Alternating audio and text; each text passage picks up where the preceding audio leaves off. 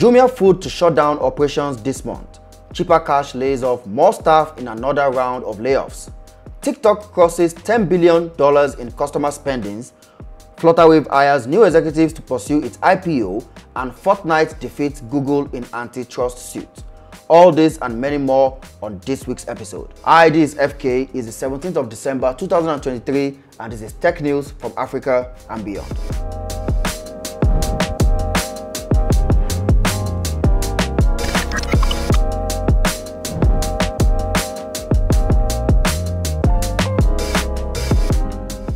Following in the steps of fellow delivery company Bolt Food, which shut down operations in Nigeria and South Africa this December, Jumia Food is also packing up. Despite its food delivery division contributing up to 11% of its total gross earnings in the first 9 months of 2003, merchant giant Jumia has decided to shut down Jumia Food, citing profitability as the main reason. Jumia's management believes that the resources saved from shutting down Jumia Food will be used to focus further on its core business, which has more upside.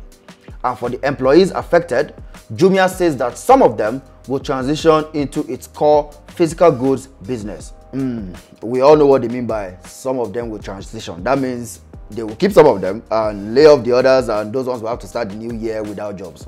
According to a report by TechPoint early Thursday morning, this shutdown will cut across their operations in all operating countries, including Nigeria, Kenya, Morocco, Ivory Coast, Tunisia, Uganda, and Algeria by the end of December 2023. I actually sympathize with a company like Jumia Food shutting down because our logistics business is crazy. Logistics business is not for the faint-hearted, especially in a climate like Nigeria and Africa as a whole. You want to go into logistics business, you better have a thick skin. You have to deal with heavy traffic. You have to deal with the fuel price that just went up. You have to deal with the cost of repairing your bikes and even other vehicular repairs. And let's not even talk about the drivers that deliver these things. So many weird things that these drivers do. We've even heard of drivers that eat customers' food. And you see the customers too, they have their own wala. Cross-border payment service company Cheaper Cash has laid off 15 more workers in its fourth round of layoffs this year. Didn't we just pray last week that we don't want any more layoffs in 2023? The last week episode, we prayed that we don't want more layoffs in 2023. Very soon, this year, 2023, will become an official synonym for layoffs. In a report by Tech Cabal, it was confirmed that these layoffs only affected its staff in the US, while some other US and UK-based employees had their salaries slashed. Conversely, no staff in Africa was affected, and the company is in fact expanding its operations in Africa. Whether Africa or whether US, 2023 is no respecter of any location. Everybody they collect. You see, the way 2020 was for COVID, 2023 is for layoffs. Social media giant TikTok has surpassed $10 billion in consumer spending, making it the first non-game app to cross the $10 billion mark. So all these yum yum ice cream so good that people were doing on TikTok. So the thing was generating this much money. I don't wonder. I understand. Ice cream so good. Ugh. This figure was declared by app intelligence provider Data.ai in a new analysis released.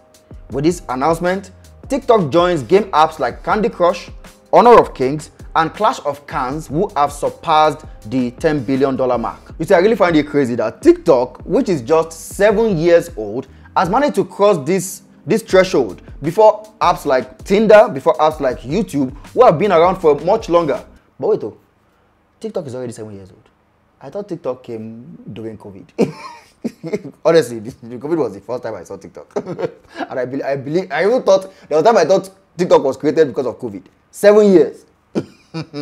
Wow. The US and China are said to have contributed 60% of the total spendings, with Germany, Saudi Arabia, the UK, and Japan also making big-time contributions. According to a report by TechCrunch, it is estimated that consumers are spending over $11 million per day tipping their favorite content creators. And sometimes I find it really difficult to imagine this. $11 million per day. 11 US dollars. $11 million per day. That's crazy. That is crazy. On TikTok, in a bid to show more commitment and speed up its intentions for an IPO on Nasdaq, African fintech giant Flutterwave has hired 6 new executives from notable global financial companies. This follows the abrupt exit of 3 top finance executives from the company last November. The new hires on the Flutterwave team are as follows. Amaresh Mohan, who has earlier worked at Stripe and PayPal, is now Flutterwave's risk officer. Stephen Hyun, oh my god, I'm definitely going to be murdering these names, so just please bear with me, and apologies to all the people that I'm calling their names. I'm a Yoruba man. Stephen Hyun, who has worked at Binance, will join the company as VP Global Expansion and Payment Partnerships. Stephen Cheng joins as the Executive VP of Global Expansion and Payment Partnerships.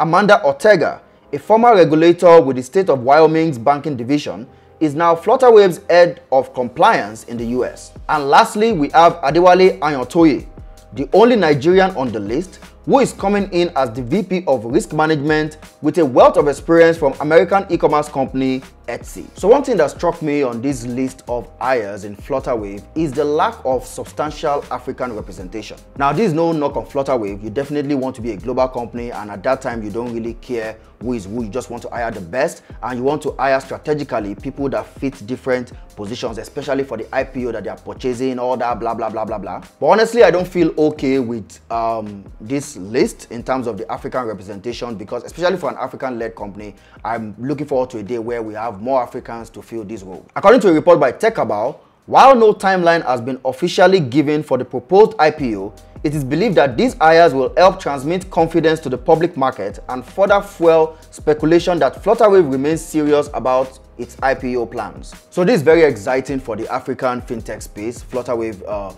making these moves for their IPO. But I have one personal desire. Now, I would love to see an African fintech company that is actually accepted by a lot of the remote companies that we work for, that techies work for, and also by all the platforms we have grown to love. Platforms like Twitter, platforms like cow.com or Calendly that I use to set up bookings for my consultation, paid bookings. Those guys just say we accept Stripe, we only accept PayPal. Honestly, I am tired of that. I want us to get to a level whereby we have an African fintech company that is accepted by all these companies, where we have to process payment, our remote companies, companies like deal.com that a lot of us use to collect salaries when working for remote companies. We need African payment companies, we need African fintech companies that are supported by all these platforms. I'm tired of waiting for Stripe to support Africa. I'm tired of waiting for PayPal to support Africa. I want all these platforms that we use, that we want to get payments from. I want to see them one day supporting something like a Paystack, supporting something like a Flutterwave, so that we don't have to always fight that battle of African representation. After a 3-year antitrust battle launched by Epic Games, creators of Fortnite and Unreal Engine, against Google and Apple, the company has come on top against Google. Oh yes, they lost the Apple one. They didn't win that one. It's Google they won against. But you will know why they lost against Apple very soon. This win comes after a unanimous verdict brought to an end the 3-year-long legal battles between the companies. So here's what really happened. This battle is mainly about Fortnite. Epic Games is fighting this battle mainly because of Fortnite. So as we all know, these games allow you to purchase things within the game. So you can purchase coins, you can purchase armory, you can purchase weapons, just to improve your chances within the game. We all know you pay a few dollars for a couple of things, a couple of assets within the game to improve your gameplay. So most users get to play these games on either Android or iOS, which are controlled by Google and Apple respectively. Now, the problem that Epic Games has with these platforms, hence the lawsuit, is that Google and Apple force you to make all these in-app purchases through their own payment gateways, that is Google Play and Apple Play. Now, while this fact might be ignorable, and Google and Apple have even argued that this is a security measure so that it can protect users from being taken to untrusted payment gateways, what Epic Games has a problem with is that Google and Apple have used this monopoly to charge huge transaction fees, hence making huge fortunes from these successful games. So let's say, for example, you want to buy an armor, and the armor only costs, let's say, $5, but the minimum transaction fee on Google is $3. Now imagine you want to buy an armor for $5, but you have to pay Google an extra $3 just because they say that that is the least amount of transaction fee they want to collect, or probably they have a particular percentage, or any transaction that is more than $100, they will collect 30%.